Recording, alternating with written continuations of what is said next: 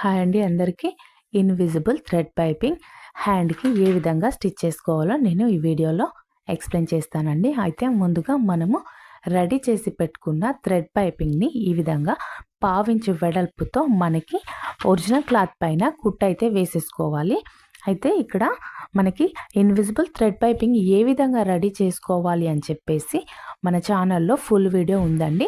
ఒకసారి ఆ వీడియో చూడండి. నేను కింద లింక్ ఇస్తానండి. అంటే మన ఛానల్ నేమ్ ఉంటుంది కదండి, ఛానల్ నేమ్ కింద ఉంటుంది.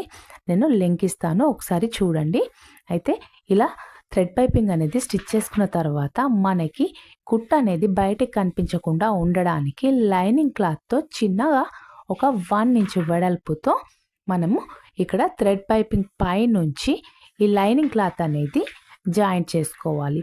అయితే కుట్టేటప్పుడు ఒకసారి చూసుకోండి, క్లియర్గా మనకి తెలుస్తుంది కుట్టేటప్పుడు కరెక్ట్గా కుట్టు ఎక్కడ పడుతుంది అని చెప్పేసి.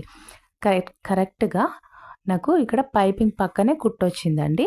అయితే కుట్టు వేసుకున్న తర్వాత దాని పైనుంచి ఇంకొక కుట్టు అనేది వేసుకుంటే సరిపోతుందండి. మనకి వెనుక వైపున ఖర్చులు అనేటివి కనిపించకుండా నీట్గా వస్తుందండి. పై వైపున కూడా చూడ్డానికి చాలా నీట్గా ఉంటుందండి. అయితే మనం ఈ విధంగా కుట్టు వేసుకున్న తర్వాత ఈ పట్టీ ఉంటుంది కదండి, అంటే మనం లైనింగ్ క్లాత్తో పట్టీలాగా వేసేసాం కదా.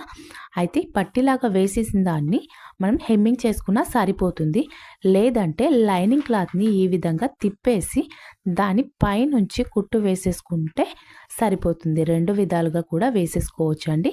అయితే హెమ్మింగ్ ఇష్టపడే వాళ్ళు హెమ్మింగ్ చేసుకుంటే సరిపోతుంది, లేదంటే ఈ విధంగా కుట్టు వేసుకుంటే సరిపోతుంది.